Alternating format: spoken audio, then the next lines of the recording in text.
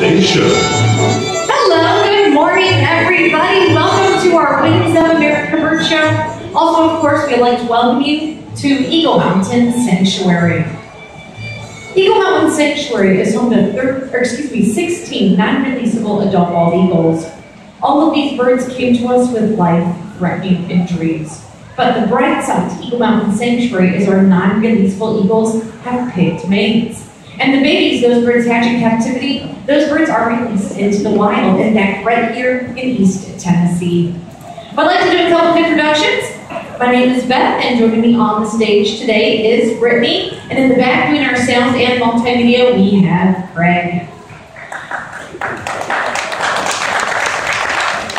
We are with the American Eagle Foundation.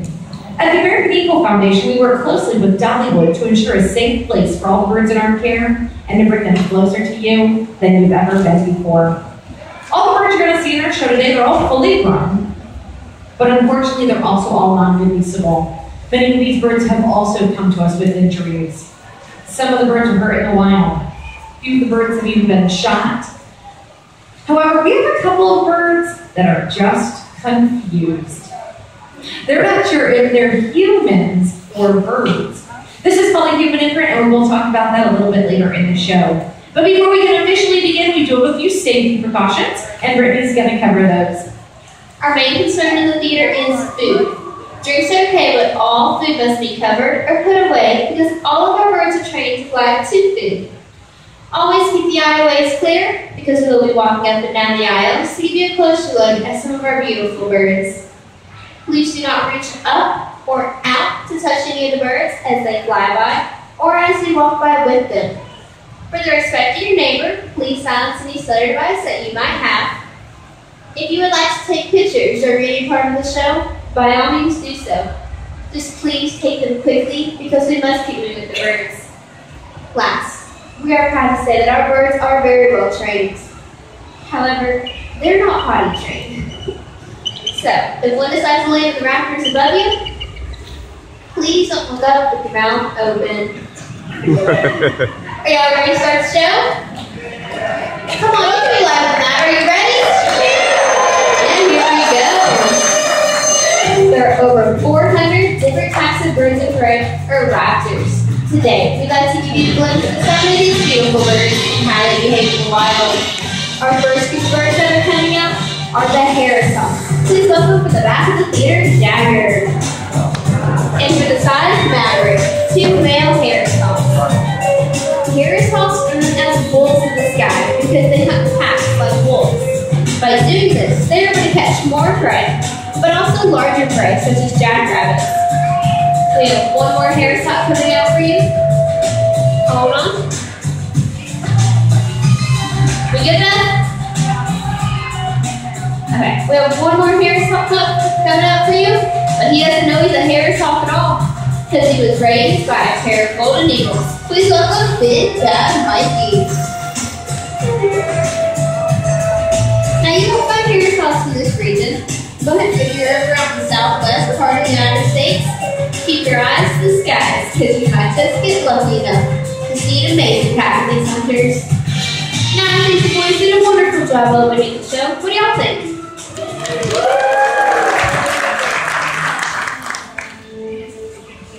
If you've ever watched a scary movie or been sitting on your back porch at night and heard an eerie sound that goes like this.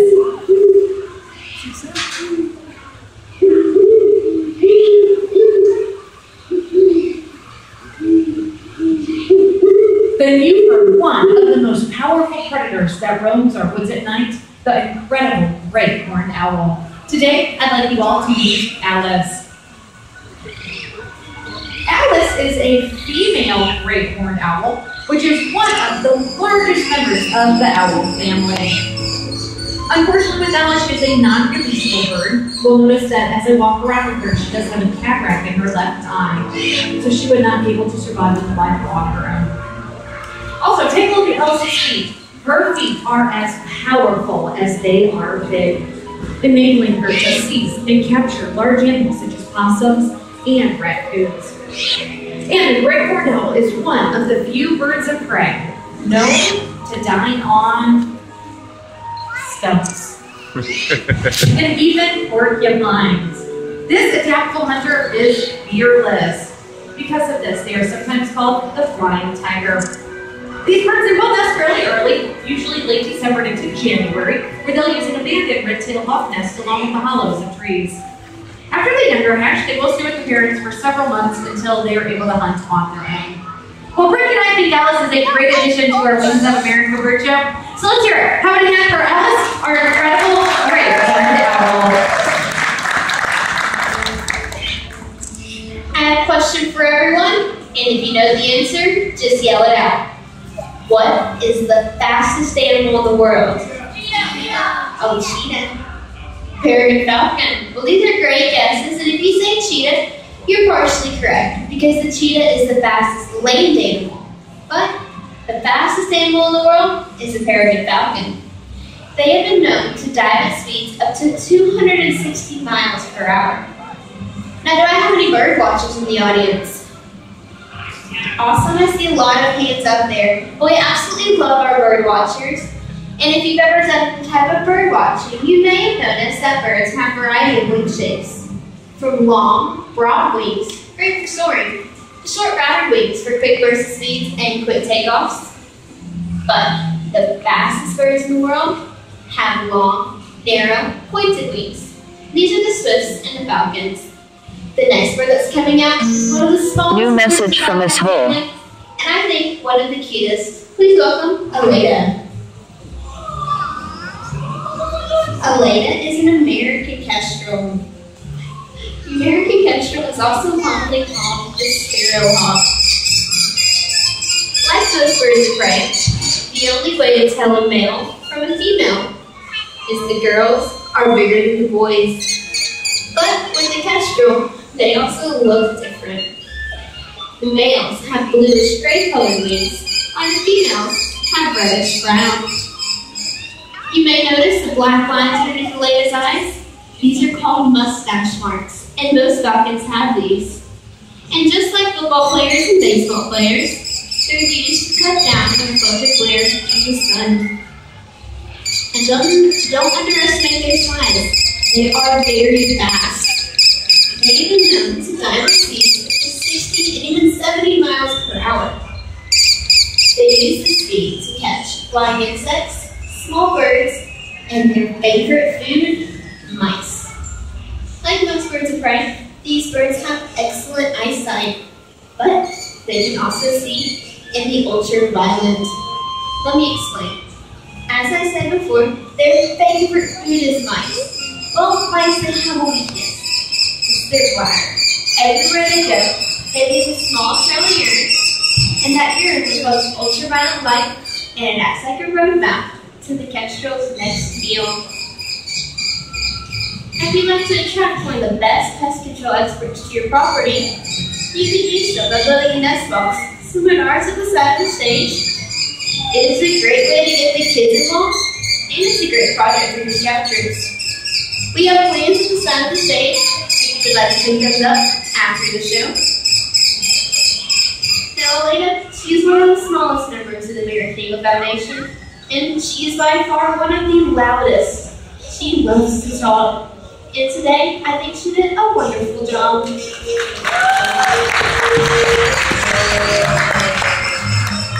Well, since our educational show, we're answering myths you may have heard about birds. Such as if you touch a baby bird or a baby bird egg, the mother will smell you and abandon that nest or abandon that baby. This myth? Myth. Not true. Most birds do not have a good sense of smell. Except for one group of birds. Many people think these birds are ugly, nasty, stupid, even carry diseases. None of these things are true. They're actually very graceful and beautiful as you watch them soaring high in the sky. They don't carry diseases. Instead, they help prevent them by cleaning up our roadway. And our next bird is one of the more intelligent birds you're going to see on our stage today. Commonly called buzzard, but correctly called vulture. I'd like you all to meet our black vulture, Buzz. Now, as I said, Buzz is a black vulture, which is one of two vulture species found in our area, with of course the other being the turkey vulture with its bright red head. Buzz Well, he's a good example of a human imprinted bird, or a bird that was taken from his nest at a very early age and hand-raised by humans. Therefore, Buzz does not see himself as a plant vulture. Instead, he sees himself as a very handsome, bald-headed man. Okay, I've got a question for everybody. Once again, if you know the answer, just yell it out. What do vultures eat? Yeah, roadkill, dead animals. Vultures love to eat anything kind of freshly killed. It's their favorite thing to eat. All right, so now at this point of the show, this music can only mean one thing. I need the help of a brave volunteer up on the stage. It must be one of the adults. Want to? Okay, come on up over here. Come on up the steps. Yeah, get the camera ready. Family, friend, family. Okay, hi, what's your name? Cameron, let's get you right here in the middle. Cameron. Now, Cameron, what is it that you said vultures eat? Right, roadkill. Cameron, you're going to be my roadkill. Okay, so what I need you to do is lay down on the stage and play dead. Glad Cameron came up here. Yep, yeah, just like that. Because now we're going to give everybody out in the theater a good chance to see what happens when vultures come across dead victims. Oh, sorry, I mean dead volunteers. Dead volunteers, sorry about that. Now there's some good news and bad news with Buzz coming back out here. The bad news is vultures have a very sharp beak, very strong bite. So they can twist and turn, pull, rip, kick, whatever they want to, especially the juicy muscles and organs on the inside. And you have shorts on today. Now don't worry about that, even though that's some pretty bad news here to start the Dollywood Day today. That's some good news. I just saved a ton of money on my car insurance. Cameron, come on up here. You don't have to lay down on the stage. Come on up here. Even though you're not going to be my roadkill, Buzz is going to come back out onto the stage and he's going to land on your arm like he landed on my arm. Okay, so you're going to be an official bird handler by the end of this here at the American Eagle Foundation. All right, so let me see what we got in here. I need to get out a pair of safety glasses and a glove. You don't really need either one of these two things. Vultures protect themselves a little bit different than, say, eagles and hawks.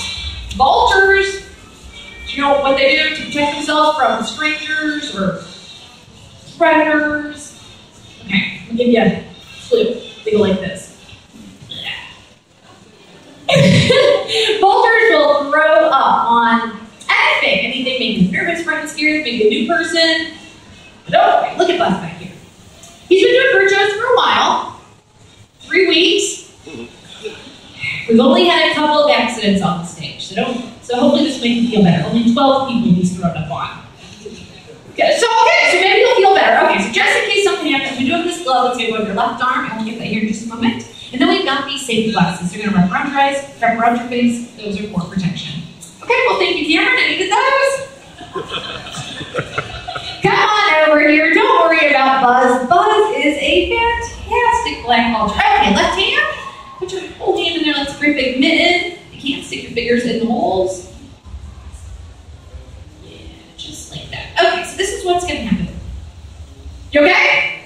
Don't be nervous. Don't be afraid. Just relax. Just relax. Buzz is going to come out of the corner over there. What's going to happen is he should land about right here. He's going to be far away from anything. So this is what's going to happen. Buzz is going to come out of the corner. He's going to jump on your glove and he's going to do the right catch, Brittany. Are you nervous? Okay, don't worry about this. Buzz, come on out here. Let's meet Cameron. Come on out here, Buzz. Okay, he's going to give you a wink. And oh, that's it. That's not too bad, is it? Don't take off yet. I got something for you. Like you wear that for the rest of the day, it now says you're officially known as Vulture Base. Everybody give Cameron another hand to put up on the Wings of America Bird Show stage. It can be a little bit frightening with Buzz flying right at you if you've never had that before. Well, Brittany's out with our next bird, and she's going to talk about another myth you may not know about with the birds. I have another question for everyone. How many of you think that birds of prey can see in color? Okay, I see some hands out there. Nope. The next bird's coming out. She's going to show you how smart she really is. You may have noticed these colorful Easter eggs placed out here on stage. Well, what she's going to do is she's going to flip over only the pink colored egg and ignore all of the rest. She is a member of the falcon family, but looks absolutely nothing like a falcon. She looks more like the spare parts of a chicken, a hawk, and a vulture, all rolled into one. They're found in South Florida, Texas, Arizona, and are the national bird of Mexico. The crested caracara. Please welcome Bonita. Now in the wild, the crested caracara looks under rocks, logs, and bark for their food. They love to eat insects, grubs, slugs, frogs, and pretty much anything else that they can find. They are very opportunist eaters. Sometimes you can follow a turkey vulture around for a tasty bit of roadkill gourmet for dessert. Nina, she has a cool hairstyle and the lanky legs of a supermodel. She loves to post her pictures, but when she's done, she doesn't say goodbye. She says, adios and hasta la vista. Give it up for Bonita.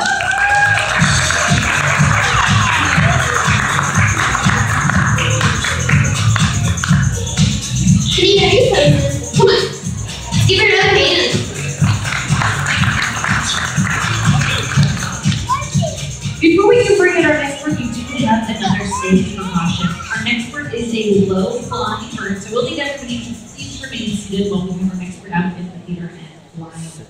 Now, as I said at the very beginning of the show, all of our birds have come to us because of either injuries, so they were hurt in the wild and they came to us so they can't be released back into the wild, or what we call a human imprinted bird.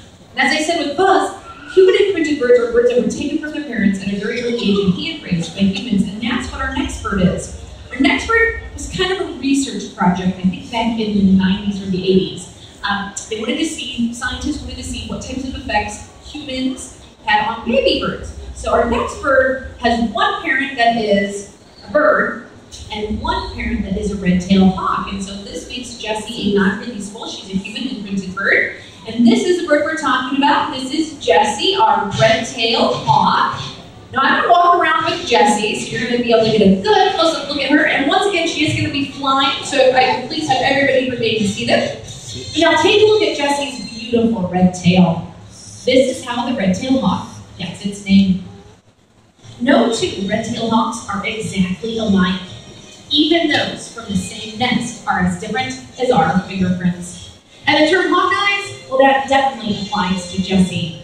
Now this is if Jessie could read, she would be able to read the headlines of a newspaper up to about half a mile away. And they'll eat more than just rodents. They'll eat various mammals, reptiles, birds, sometimes even venomous snakes. They range from Maine to Mexico, all the way up to Alaska, hunting in open farmlands along with mountainous areas. There are probably over 8 million red-tailed hawks in the United States, but like most birds of prey, they have a very difficult first year. About 50% will die. This could be due to starvation, a lack of knowing how to hunt for food, illness, and/or collisions with man-made objects such as power lines, barbed wire fences, buildings, and even automobiles. But these are all accidents, things we cannot prevent.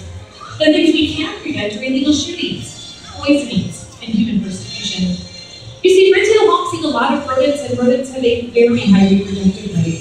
So if it wasn't for the red-tailed hawk, the barn owl, the American kestrel, and all other birds of prey, our planet would quickly be overrun with mice and rats. It's easy to see the crucial role these birds play in the natural scheme of things.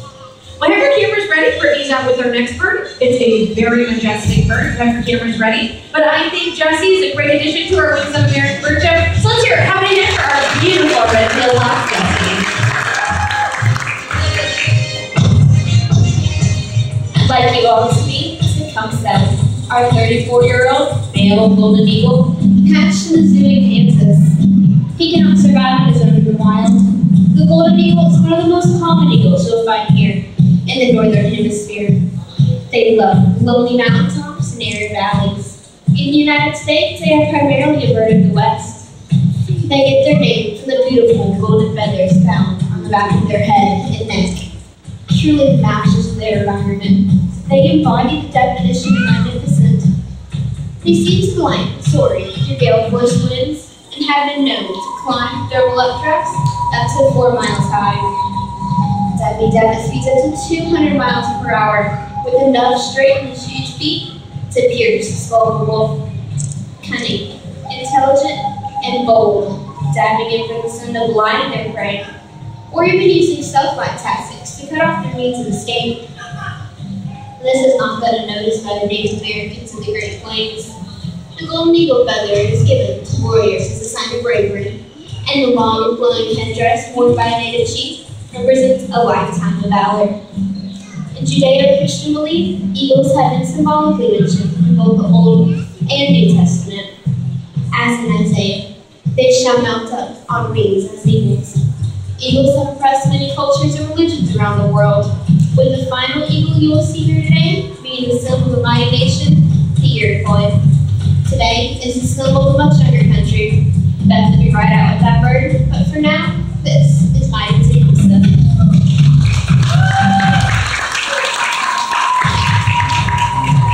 Now sit back, Shin.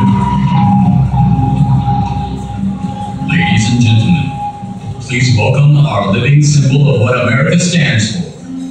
Freedom, courage, strength, spirit, and independence. The bald eagle.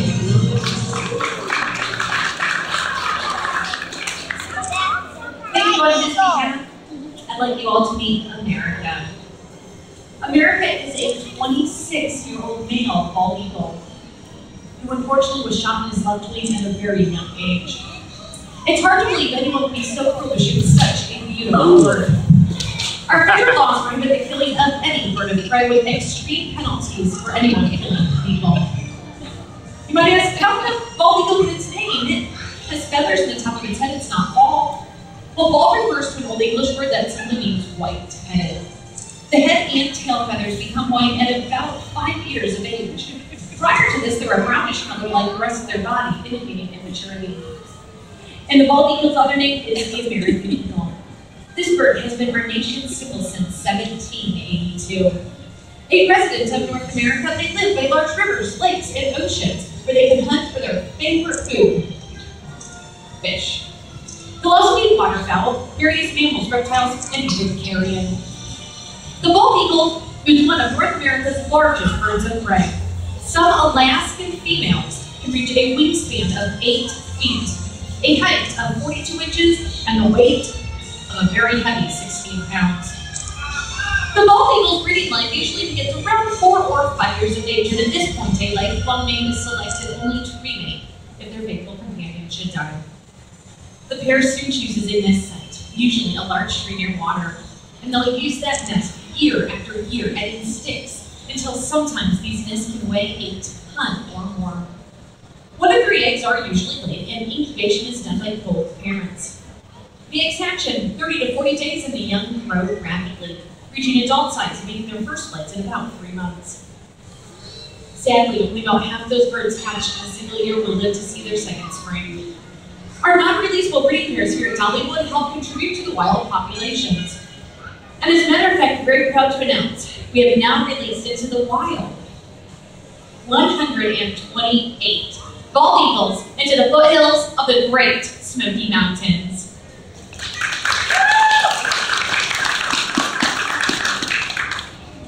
This is all of the effort to repopulate the bald eagles in our area.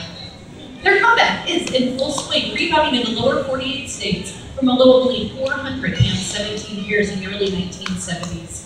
Today, because of the help of people like you and federal law protection, their numbers have grown to an estimated 13,000 pairs.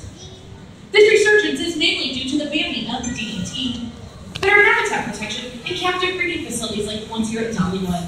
They are now nesting at many of their former locations and have even been removed from the federal endangered species list.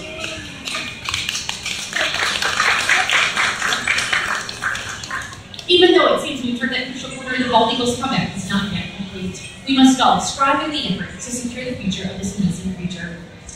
Dollywood and the American Eagle Foundation are proud to share with you our nation's living symbol.